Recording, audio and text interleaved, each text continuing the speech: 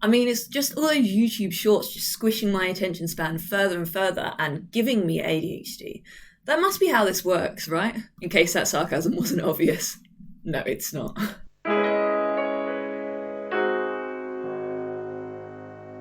Hello and welcome to Through the Noise Coaching. If you don't know me already, my name is Lee and I'm a leadership coach specialising in growing the careers and businesses of my fellow neurospices. I have ADHD myself, possibly autism, but today it's all about how I discovered my ADHD through the world of YouTube.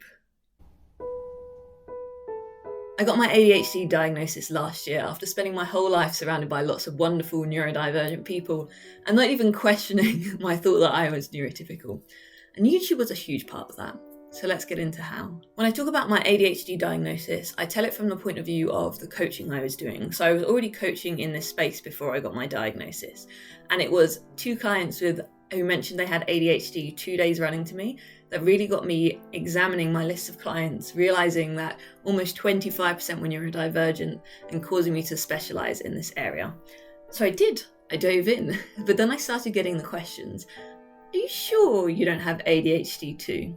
The first time I was like, no, I don't have ADHD. The second time I was like, oh, that's weird. Someone asked me that recently. I don't think I have ADHD, but I've been asked that twice now. The third time I was like, okay, I need to start looking into this. But alongside this process, I was starting to question it myself. And that's because of this little website that we all know and love called YouTube. So the way that the YouTube algorithm works is that it analyzes what you watched in the context of what other people that watch the stuff you like to watch also watch. So for example, I'm a guinea pig owner and a guinea pig lover. And so at some point I started watching YouTube videos on guinea pigs, starting with one particular channel. But people who watch one guinea pig channel tend to watch other guinea pig channels. So then of course, guinea pigs started getting recommended to me on more channels and I started watching more guinea pig channels. Now at this point, YouTube doesn't know yet that I'm ride or die guinea pig. So it decides to start showing me other things I might be interested in. So I might be interested in hamsters. So YouTube's going to start recommending hamsters to me. And then it finds out that I don't actually click on those hamster videos. I only click on the guinea pig videos. So I don't get shown the hamster videos anymore. It realizes that I like educational content, so I get more and more of the educational guinea pig side of things rather than just guinea pigs doing silly tricks.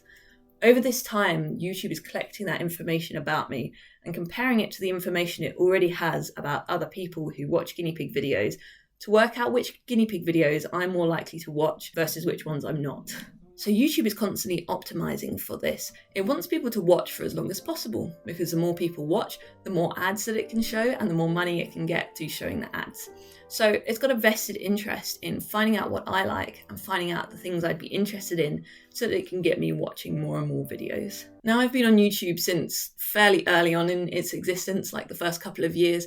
And the stuff that I watched as a teenager in those days is very different to the stuff that I watch now. So the YouTube algorithm is constantly adapting to my change in taste as I grow older, as I discover new interests, and refining what it shows me based on that. I can't trace my ADHD journey back to the beginning of YouTube. The YouTube algorithm back then wasn't that complex anyway, and probably didn't have the capabilities to do what it does today. But I can actually pinpoint the beginning of this journey when I was thinking back on the whole process towards my diagnosis. And I think that actually my journey towards ADHD on YouTube started during the pandemic. Like most of us, I was stuck at home with most of my hobbies and external things I was doing completely cancelled, so I had a lot of free time. What did I do with that free time? I watched quite a lot of YouTube, if I'm honest. I don't know exactly what it was that tipped me off. Something that's really interesting is that around the time I got diagnosed, a lot of the YouTubers that I do watch and love now were also diagnosed in a bit of a this is really weird kind of way. But I do know there's a big correlation between neurodivergence and The Sims, which is one of the games that I really love and maybe should have been a clue. And so I think part of the story starts there. So I was kind of joking about The Sims, but actually anecdotally, there is a relationship between The Sims and people who are neurodivergent, and it does tend to attract those of us that fit that category. So while The Sims isn't something you can put on your diagnostic test and say, I'm neurodivergent, there is something on a more basic psychological level that I think is going on here. You see, we like people who are similar to us. If I come across another guinea pig lover, then I'm likely to want to become friends with them because I know a few things about them based on that interest.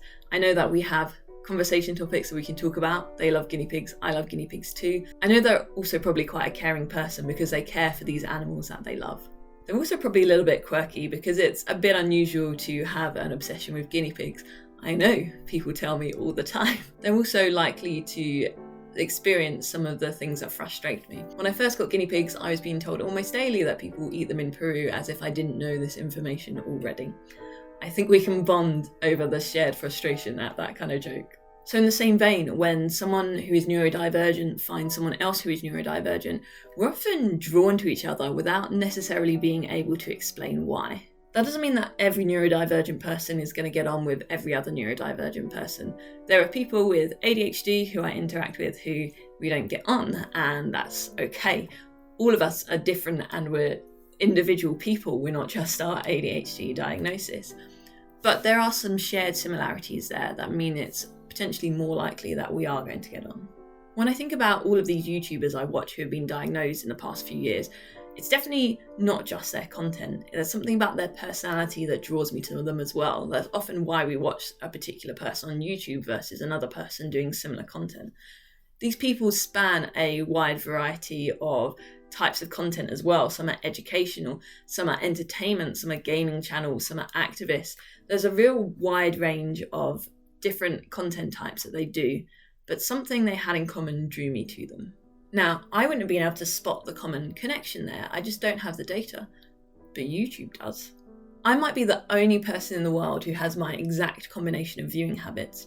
I might not be, but I think it's fairly likely that there's not many of us.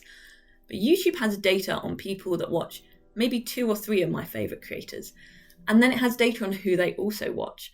And so by building up an overlap between all of these similar to me profiles and the things that they like to watch, YouTube is making the connections that I'm not making. It then starts offering up these videos that people who are similar to me like to watch. And the more likely it thinks I am to want to watch it, the more that it's going to show me this. So it's probably not too much of a stretch to say that my viewing habits overlapped with my fellow neurospicies because I started getting recommended a ton of ADHD videos. Now, if I put this into the context of my life at the time, I was very aware of what ADHD was. Neurodivergence is present in my family. I had a lot of friends with ADHD, but somehow didn't realise that's part of the reason why we got on so well. I'd started to maybe question it due to the work that I was doing in coaching, but I hadn't committed to believing I had ADHD yet. And when YouTube started recommending these videos to me, I didn't click them. I didn't click a single one of them.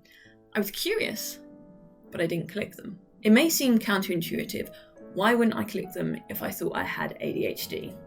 And actually, it was because I thought I had ADHD that I didn't click them. I was concerned that if I thought I had ADHD and I watched these videos, then I would convince myself that I had ADHD. And then if I went to my diagnosis and then found out I didn't have ADHD, I would feel so guilty for trying to take up space in a community that wasn't mine and trying to believe I was part of something that wasn't mine. I was worried I'd claim an identity that I had no right to claim. I mean, come on, Parsley. Firstly, it's just watching a video. It's not going straight to claiming an identity. But isn't it the most ADHD thing ever to have rejection sensitivity around failing your diagnosis before you even taken your diagnosis?